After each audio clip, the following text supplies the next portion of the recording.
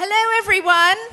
Thank you so much for coming to celebrate International Women's Day with us. And it's great to see so many familiar faces in the audience. If you have been to a TWF event before or supported one of our programs, can you please stand up? Okay, great. Wow, thank you. Welcome back, and thank you for your ongoing support. Okay, can you now stand up if this is your first ever TWF event? Well, welcome, and we hope to see much more of you in future. If there wasn't anyone in the first or second group, you may be in the wrong room. So for those of you who don't already know us, TWF is an NGO dedicated to the advancement of women and girls in Hong Kong. We aspire to conduct groundbreaking research, to run innovative and impactful community programs, and we engage in education and advocacy in the pursuit of three main goals: challenging gender stereotypes, promoting women's leadership, and empowering women in poverty to be more economically self-reliant. Zooming in on some recent highlights of our work, we're currently conducting research on the burden of elderly care on working women, which is only going to increase given our rapidly aging population. Our community programs are helping hundreds of low-income women to be more financially literate and employable. We've touched the lives of almost 10,000 local teen girls and boys, parents and teachers through our teen and life skills programs. We've placed over 600 professional women in rewarding mentoring relationships, and with ANZ's support, connected over 200 women entrepreneurs with advisors and mentors. We're facilitating best practice sharing for corporates on topics like flexible working and return to work programs. We're working with partners like Microsoft and Goldman to promote STEM subjects and careers as viable and attractive options for women. And a new program that we are really excited about is teaching underprivileged girls to code. I need to sign up too. Last but not least, TWF scholarships are supporting Hong Kong students to pursue their dreams at Cambridge and HKUST. So we have a really busy calendar of events coming up in the next 2 weeks. We have our Leading Women CFOs panel with Bloomberg, and an experts panel looking at the gender gap in pay with Clifford Chance. So you can see, we really like to be busy at TWF. Now, there are two things I want to do in the airtime that I have today. First, I'd like to give you an update on our new documentary, She Objects, which many of you helped fund. Thank you. And secondly, I'd like to share some brief observations on the topic of diversity today. So first, on She Objects, the happy news is that after months of research, discussion of our director and production team, shooting, rough cuts, laying in the score, previews of test audiences, including at last month's Mumbai Women's Film Festival, they invited us to screen the film in India, taking feedback from the preview, reshooting, more rough cuts. We are about 95% there. And we will be premiering the film in Hong Kong in May, which is a big deal. What we hadn't anticipated is the international interest that we're getting. We've had invitations from Indian film schools and women's NGOs who saw the film in Mumbai to participate in other film festivals. We've been invited also to discuss the film as part of Kering's Women in Motion panel at Cannes this year. And I can tell you now that having been through it myself, filmmaking is like going on your first date. It is both terrifying and exhilarating. It is really challenging to make a documentary that will speak to a wide audience, spanning different ages, races, genders, and educational backgrounds, and that can convey the urgency of the cause and a call to action without sounding preachy or presumptuous. I don't know that we managed to get it right, but we know from the early previews that people like the film. And in a minute, we're going to show you some extracts so you can judge for yourself how Oscar-worthy or not it is. But come on, let's stop and think about this for a moment.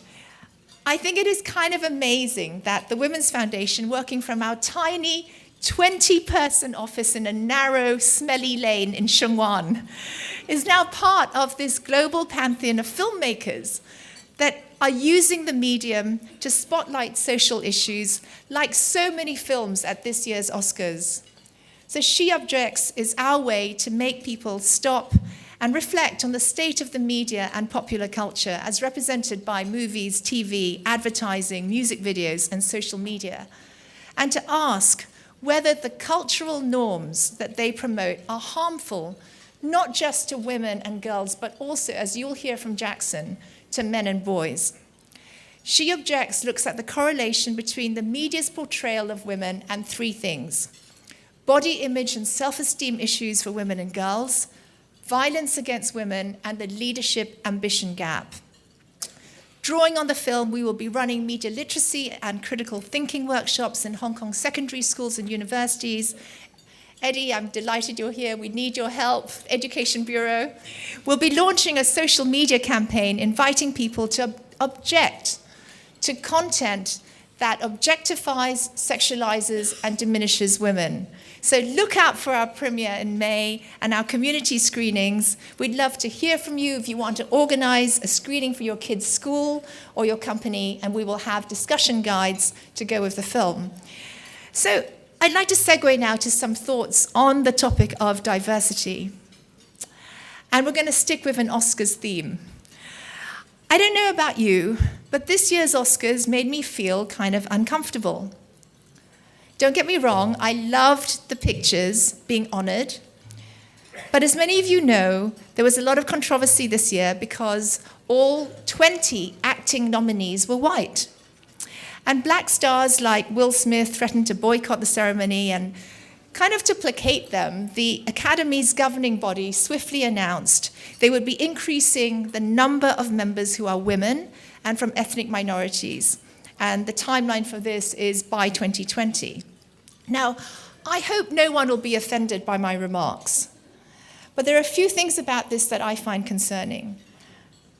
First, I found the storm that erupted kind of remarkable because it comes after several years of recognition of strong films acting and directing that tackle major black issues or have great African-American performances, like Lincoln, like 12 Years a Slave. And black actresses have taken home the Best Supporting Actress Oscar 3 times since 2009, which I think is really cool. So, 2015 was maybe a lighter year. Anyway, we know that every year great movies, directors and actors don't get recognized for a whole host of reasons, and it's hard to put a measure on merit, art, and commercial success.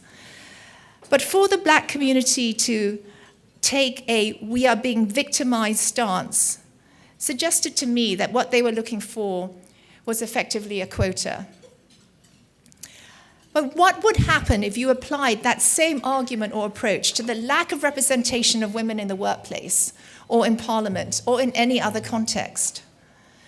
There's a reason why the most powerful global lobby now for getting more women on corporate boards, the 30% Club, which TWF is closely linked to, does not believe that quotas are the solution. We want board appointments to be made on the basis of merit, for companies to voluntarily set goals for greater representation, because this is more sustainable in the end. So despite our name, the 30% Club's focus is not about quotas. It's about ensuring there is a strong pipeline of female executives coming through, that the board's nominations process is professional and transparent, and chairmen are actively engaged in promoting the benefits of board diversity. And yes, you might say that the number of women on boards hasn't changed very much in Hong Kong since we launched the 30% Club, but we know from our work that attitudinal changes don't happen overnight, and I think the important thing is that awareness is now there. We have changed the norm that an all-male board is an acceptable thing, and I think we are now on the right track. So, staying with the Oscars, but on a more positive note, I thought it was magnificent when Vice President Biden came on stage to introduce Lady Gaga singing her theme song from the documentary The Hunting Ground, which is about campus rape in the US. How awesome was it to have the second most powerful man in the US asking the audience to join him in making a pledge not to be a bystander, but to actively intervene in cases of sexual assault, and to work together to create an environment in which sexual assault is unacceptable and survivors are supported. Now, all of you should be really, really excited, because the architect of the bystander approach that Vice President Biden referred to is none other than the keynote speaker you are going to hear from today, Jackson Katz. And if I may say so, I think this happy coincidence illustrates that at TWF, humbly, we are in the vanguard when it comes to many of the important issues, and it is really incredibly validating.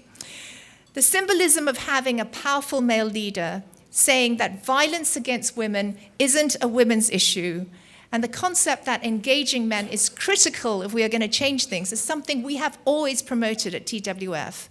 And that is why this week we launched a new initiative, the TWF Male Allies, a group of male leaders from over 20 firms who are committed to driving institutional change and taking personal action to create a more level playing field. Now, many of our male allies are here today. Please, would you stand up?